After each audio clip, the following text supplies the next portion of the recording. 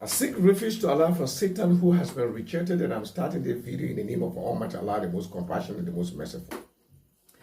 Since the passing of Queen Elizabeth, there is a rumor that's circulating around the world on YouTube, on Google's, and other social media that Queen Elizabeth had Prophet Mohammed's blood flowing in her. But the story is not a new story. The story started since 1986 by a royal writer called Bruce Baker. And Bruce Baker is known to be somebody whose stories does not hold water many times.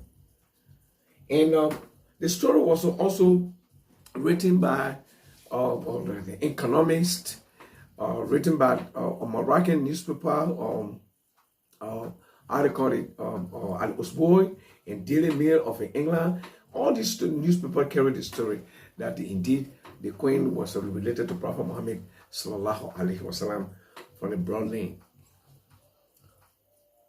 But these are the Arab, let me say the English version. But the most surprising part of it is that the Mufti of Egypt at that time, also supported the idea that indeed the Queen was related to Prophet Muhammad, Prophet Muhammad blood lane. We want to say to you that we had made a research, extensive research,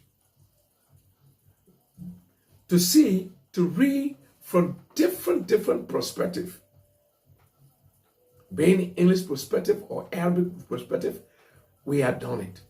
But we want you to please continue with the video so that you can get the entire information and you will judge it for yourself. The focused person in the whole story is Muhammad bin Abad. Muhammad bin Abad was called, his real name is Muhammad Abdul Qasim. Muhammad Abdul Qasim married her wife called Muhammad, and because of his strong love for this lady and kings and intimacy between the two of them, the lady gave her name to him as his nickname. Then he was called Muhammad Allah. But his real name was Muhammad Abdul Qasim. That was his real name.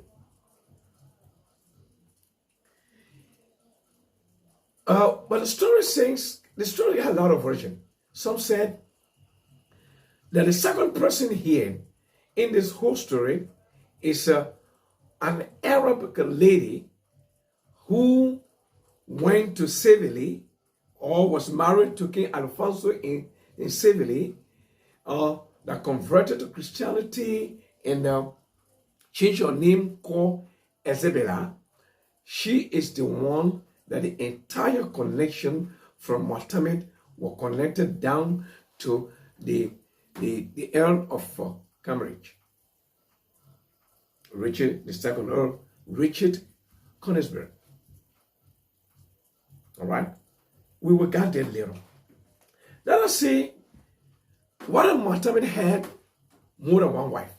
The Arab historians are saying that Muhammad never, ever, forever married more than one wife in his life. Never. He had only one wife. She was called Muhammad. From her name, he got his nickname from Muhammad bin Abad. But his real name was Muhammad Abdul Qasim. Now, let us see, because they are saying, from the English perspective, they are saying that the family tree saying that the link started from Hassan, the grandson of our Prophet Muhammad, that was a son to Prophet Muhammad's daughter Fatima and Ali, and through his lineage that you have somebody called, a king called Muhammad. Now, let us look at Muhammad's full name. Muhammad was called or Prince Mohammed, they may have been king because they just used to call themselves king that time. They were princes. And by the end of them will go and find some kind of land and conquer it. And then you build a castle, you call him the king. But he was a prince. In reality, he was a prince.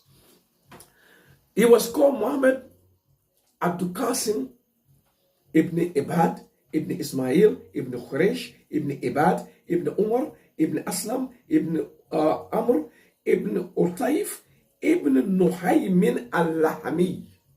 That is a full name. The word al-Lahmi here at the end here referred to his village or town.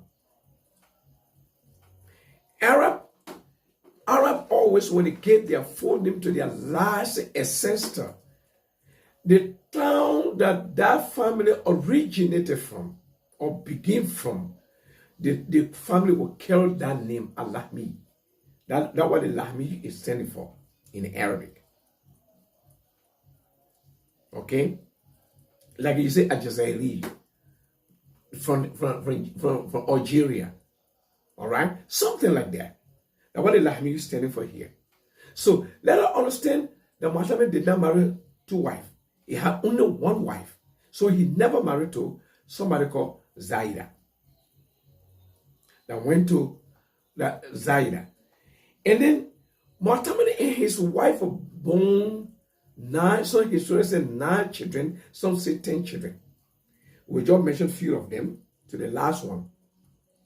The first son was called Yazid bin Muhammad, second one Abdullah bin Muhammad, third one Abad bin Muhammad, and the fourth one Zafir bin Muhammad, to the 9th or the 10th one Busayna bint Muhammad.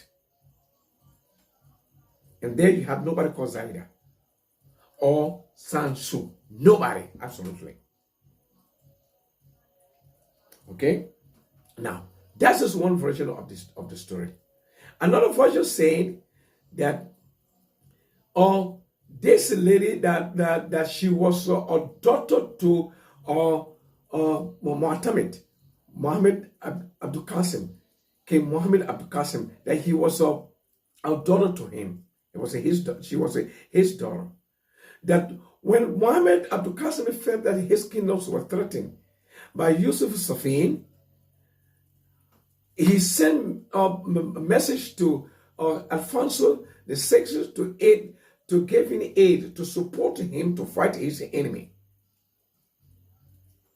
And when Alfonso refused to do that because Alfonso did not trust him, he sent his daughter in marriage to Alfonso. And Alfonso married her in civilly, but Alfonso married her she was Alfonso concubine, then married her and her name changed to Isabella. That's another story. And one story is also saying that no, when Muhammad kingdom fell to Yusuf Safin, this lady was a refugee. She ran to Sicily as a refugee, and she was found by Alfonso VI, and he took her as his concubine, then married her. That's another story. Another story said, no, this lady was married in Muhammad family. Different story. But none of this story we just mentioned have any historical backing, nothing. But she is the nuclear in this story. Now from her lineage, you have the Earl of Cambridge. And the Richard Cambridge is the great father of Queen Elizabeth. Now, let us continue from there. And we understand that the story that Alfonso, first of all, that lady went to Alfonso as a refugee, that story is a lie, cannot hold water. It's not true. Because when you read the story, you will understand that Alfonso's kingdom fell before the kingdom of Muhammad Ibn Muhammad, or Muhammad bin Ebad. Alfonso kingdom fell 1086. The year 1086. I mean 10th century. 86. And Muhammad kingdom fell 1092. How possible?